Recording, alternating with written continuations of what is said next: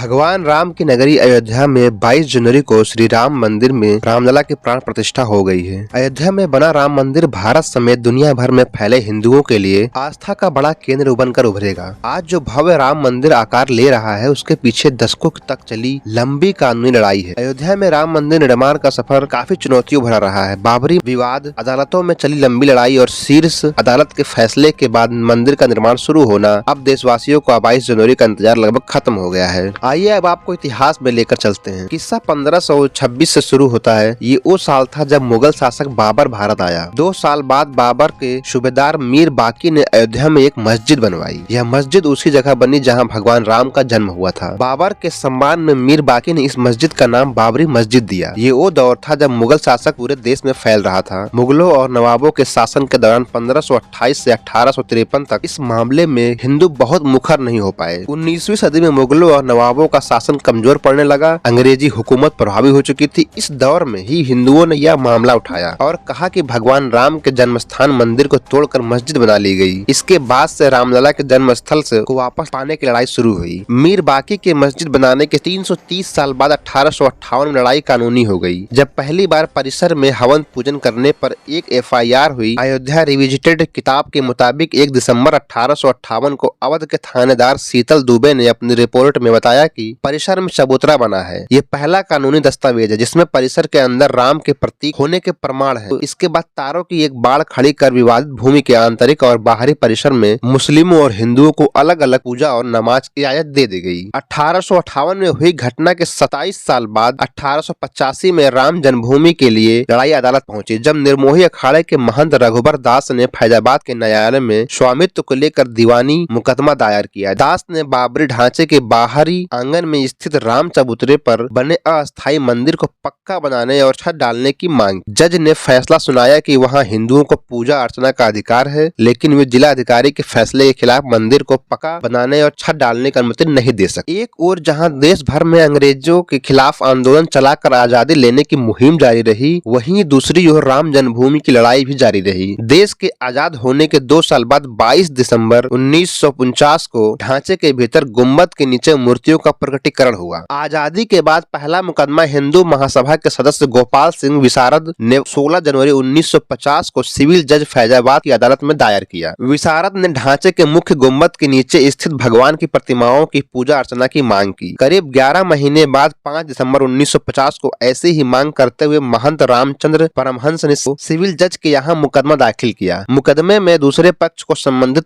स्थल पर पूजा अर्चना में बाधा डालने से रोकने की मांग रखी गई। 3 मार्च 1951 को गोपाल सिंह विशारद मामले में न्यायालय ने मुस्लिम पक्ष को पूजा अर्चना में बाधा न डालने की हिदायत दी। ऐसे ही आदेश परमहंस की तरफ से दायर मुकदमे में भी दिया गया। 17 दिसंबर 1959 को रामानंद संप्रदाय की तरफ से निर्मोही अखाड़े के 6 व्यक्तियों ने मुकदमा दायर कर इस स्थान पर अपना दावा ठोका। साथ ही मांग रखी कि रिसीवर प्रियदत्त राम को हटाकर उन्हें पूजा अर्चना की अनुमति दी जाए। यहाँ उनका अधिकार है। मुकदमों की कड़ी में एक और मुकदमा 18 दिसंबर 1961 को दर्ज किया गया। ये मुकदमा उत्तर प्रदेश केंद्रीय सुन्नी वक्फ बोर्ड ने दायर किया। कहा कि यह जगह मुसलमानों की है, ढांचे को हिंदुओं से लेकर मुसलमानों को दे दिया जाए, ढांचे के अंदर से मूर्तियां हटा दी जाएं। ये मामले न्यायालय में चलते रहे। फैसले की बात करें उससे पहले राम काज के लिए ही कुछ और आंदोलन की तरफ चलते। बात 1982 की है। ये वो साल था जब विश्व हिंदू परिषद ने राम, कृष्ण और शिव के स्थलों पर मस्जिद का निर्माण को साजिश करार दिया और इनकी मुक्ति के लिए अभियान चलाने का ऐलान किया। 2 साल बाद 8 अप्रैल 1984 को दिल्ली में संत महात्माओं, हिंदू नेताओं ने अयोध्या के श्री राम जन्मभूमि स्थल की मुक्ति और ताला खुलवाने को आंदोलन का फैसला किया। मुकदमों की बात हुई तो फिर से कानूनी लड़ाई की ओर चलते हैं और बात फैसले की करते हैं। एक फैसला 1 फरवरी 1986 को आया, जब फैजाबाद के जिला न्यायाधीश KM पांडे ने स्थानीय अधिवक्ता उमेश पांडे की अर्जी पर इस स्थल का ताला खोलने का आदेश दे दिया। फैसले के खिलाफ इलाहाबाद उच्च न्यायालय की लखनऊ खंडपीठ में दायर अपील खारिज की गई। जनवरी 1989 में प्रयाग में कुंभ मेले के दौरान मंदिर निर्माण के लिए गांव-गांव शिला पूजन कराने का फैसला हुआ। साथ ही 9 दिसंबर 1989 को श्री राम जन्मभूमि स्थल पर मंदिर के शिलान्यास की घोषणा। काफी विवाद और खींचतान के बाद तत्कालीन प्रधानमंत्री राजीव गांधी ने शिलान्यास की इजाजत दे दी। बिहार निवासी कामेश्वर चौपाल से शिलान्यास कराया गया।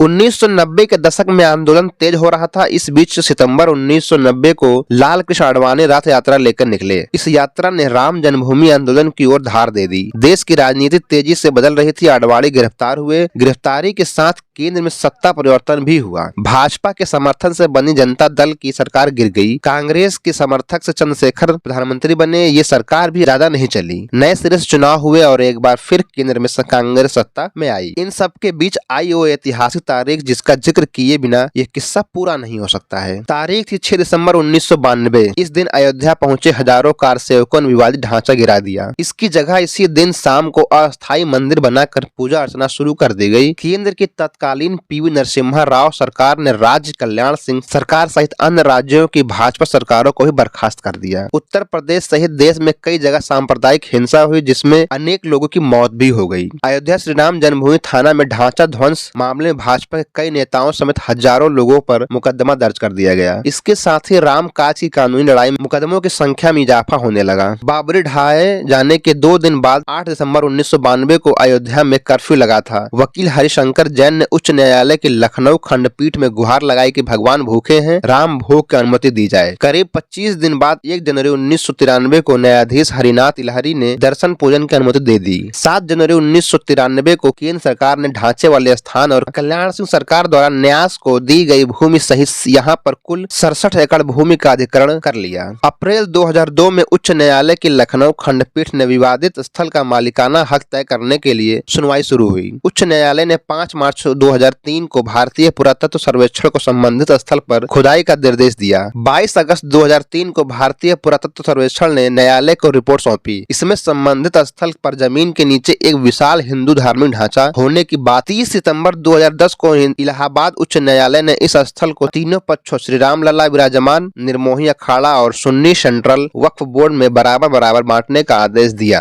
न्यायाधीशों ने बीच वाले गुंबद के नीचे जहां मूर्तियां थीं उसे जन्म स्थान माना। इसके बाद मामला सर्वोच्च न्यायालय पहुंचा। 21 मार्च 2017 को सर्वोच्च न्यायालय ने मध्यस्थता के मामले सुलझाने की पेशकश की। यह भी कहा कि दोनों पक्ष राजी हो तो वह इसके लिए भी तैयार हैं। अयोध्या में राम जन्मभूमि की लड़ाई अब देश के सर्वोच्च अदालत तक पहुंच चुकी थी। 21 मार्च 2017 को सर्वोच्च न्यायालय ने मध्यस्थता के मामले सुलझाने की पेशकश की। यह भी कहा कि दोनों पक्ष राजी हो तो वह भी इसके लिए तैयार हैं। 6 अगस्त 2019 को सर्वोच्च न्यायालय ने प्रतिदिन सुनवाई शुरू की। 16 अक्टूबर 2019 को सर्वोच्च न्यायालय में सुनवाई पूरी हुई और कोर्ट ने फैसला सुरक्षित रख लिया। इससे पहले 40 दिन तक लगातार सुप्रीम कोर्ट में सुनवाई हुई। 9 नवंबर 2019 को 134 साल चली आ लड़ाई में अब वक्त था अंतिम फैसले का। 9 नवंबर 2019 को सर्वोच्च न्यायालय ने संबंधित स्थल को श्री राम जन्मभूमि माना और 2.77 एकड़ भूमि रामलला के स्वामित्व की मानी। वहीं निर्मोही अखाड़ा और सुन्नी वक्फ बोर्ड के दावों को खारिज कर दिया। इसके साथ ही कोर्ट ने निर्देश दिया कि मंदिर निर्माण के लिए केंद्र सरकार 3 महीने में ट्रस्ट बनाए और ट्रस्ट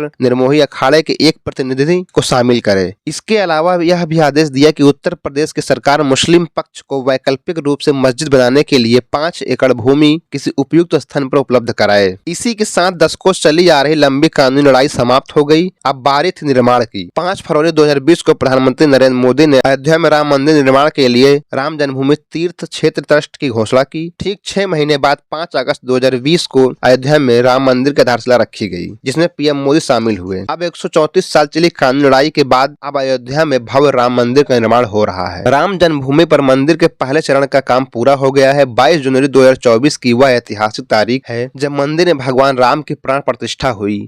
23 जनवरी से मंदिर आम लोगों के लिए खुल जाए।